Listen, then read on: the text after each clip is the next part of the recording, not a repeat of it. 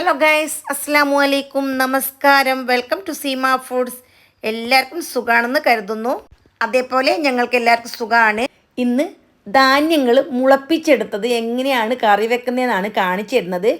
ഇതിന് വേണ്ടിയിട്ട് ഞാൻ പാക്കറ്റായിട്ട് വാങ്ങിയ ധാന്യങ്ങളാണ് എടുത്തിട്ടുള്ളത്.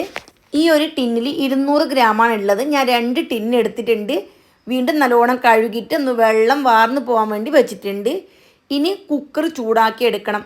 ഇതിലേക്ക് 4 ടേബിൾ സ്പൂൺ ഓയിൽ ഒഴിച്ചു കൊടുക്കണം. നിങ്ങൾ ഏത് ഓയിലാണ് ഉപയോഗിക്കുന്നത് അത് ഒഴിച്ചു കൊടുത്താൽ മതി. ഓയിൽ നല്ലപോലെ ചൂടായി കഴിഞ്ഞപ്പോൾ കടുകും ചെറിയ ജീരകവും ഇട്ട് നല്ലപോലെ മൂപ്പിച്ചെടുത്തു.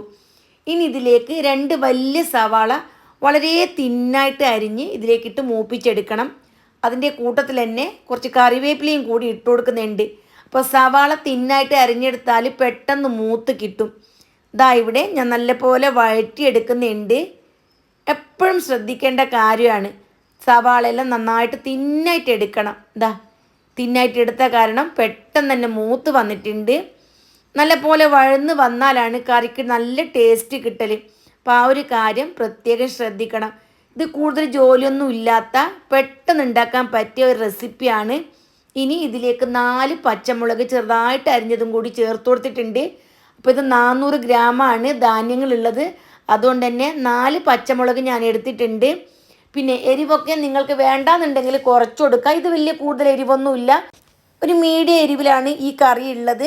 സവാളയെല്ലാം നല്ല പോലെ വഴന്ന് വന്നിട്ടുണ്ട്. പിന്നെ ഇതിൻ്റെ കൂട്ടത്തിൽ തന്നെ ഞാൻ 1 ടേബിൾ സ്പൂൺ ഇഞ്ചി വെളുത്തുള്ളി പേസ്റ്റും കൂടി ചേർത്തിട്ടുണ്ടായിരുന്നു.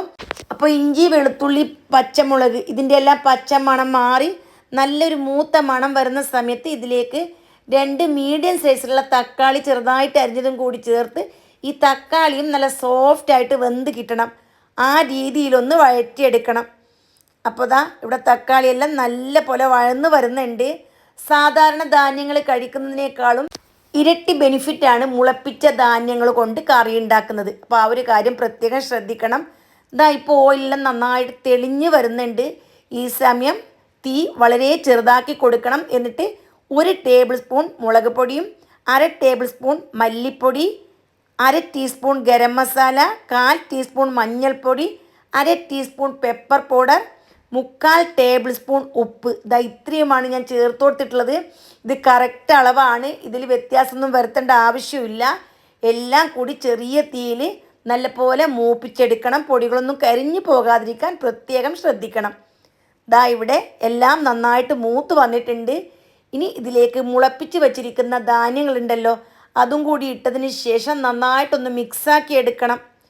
മിക്സാക്കിയതിന് ശേഷം ഇതിലേക്ക് ആവശ്യത്തിന് വെള്ളം ഒഴിച്ചിട്ട് വേവിച്ചെടുക്കുകയാണ് ചെയ്യുന്നത്. കുക്കറിലാകുമ്പോൾ നമുക്ക് പെട്ടെന്ന് വെന്ത് കിട്ടും. സാധാരണ രീതിയിലും നമുക്കിത് വേവിച്ചെടുക്കാം. അതായത് നോൺ സ്റ്റിക്കിൻ്റെ പാനിലോ അല്ലെങ്കിൽ മൺചട്ടിയിലോ എന്തിൽ വേണമെങ്കിലും വേവിച്ചെടുക്കാം. ഇതാകുമ്പോൾ പെട്ടെന്ന് വെന്ത് കിട്ടും. ഇപ്പോൾ നന്നായിട്ട് മിക്സാക്കി എടുത്തിട്ടുണ്ട്. എല്ലാം നല്ല പോലെ മുളച്ച് വന്നിട്ടുള്ള ധാന്യങ്ങളാണ് ഞാൻ കറി വെക്കുന്നത്. ഇത് മിക്സായിട്ടുള്ള ധാന്യങ്ങളാണ്. ഇനി കുക്കർ മൂടി വെച്ചതിന് ശേഷം മീഡിയം തീയിൽ 4 വിസിൽ വരുന്നത് വരെ ഞാൻ വേവിച്ചെടുത്തു. കടലയൊക്കെ ഉള്ളത് കൊണ്ടാണ് ഞാൻ 4 വിസിൽ വരുന്നത് വരെ വേവിച്ചെടുത്തിട്ടുള്ളത്. നന്നായിട്ട് വെന്ത് വന്നിട്ടുണ്ടായിരുന്നു. ഇനി സ്റ്റീമെല്ലാം പോയതിന് ശേഷം മാത്രം കുക്കർ തുറന്നാൽ മതി. മുഴുവനായിട്ട് സ്റ്റീം മാറണം, അല്ലാന്നുണ്ടെങ്കിൽ കറക്റ്റായിട്ട് വെന്ത് കിട്ടില്ല. ഇപ്പോൾ എല്ലാ ധാന്യങ്ങളും നന്നായിട്ട് വെന്ത് നല്ല ഒരു തിക്കായിട്ടുള്ള പരുവത്തിൽ ഈ ഗ്രേവി കിട്ടിയിട്ടുണ്ട്. ഇനി നിങ്ങൾക്ക് വേണമെന്നുണ്ടെങ്കിൽ ഇതിലേക്ക് കട്ടിയുള്ള തേങ്ങാപ്പാലും കൂടി ഒഴിച്ചു കൊടുക്കാം. ഞാനിപ്പോൾ ഇതേപോലെ തന്നെയാണ് ഈ കറി ഉപയോഗിക്കുന്നത്. തേങ്ങാപ്പാലൊന്നും ചേർത്തിട്ടില്ല. വേണമെന്നുണ്ടെങ്കിൽ മല്ലിയിലയും കൂടി ചേർത്ത് കൊടുക്കാം. അടിപൊളി ടേസ്റ്റി മസാലക്കറി റെഡി ആയിട്ടുണ്ട്. ചപ്പാത്തിയുടെ കൂടെയും പൊറോട്ടയുടെ കൂടെ, ദോശ, ചോറ് എല്ലാറ്റിനും ബെസ്റ്റ് കോമ്പിനേഷനാണ്. എല്ലാവരും ട്രൈ ചെയ്യുക.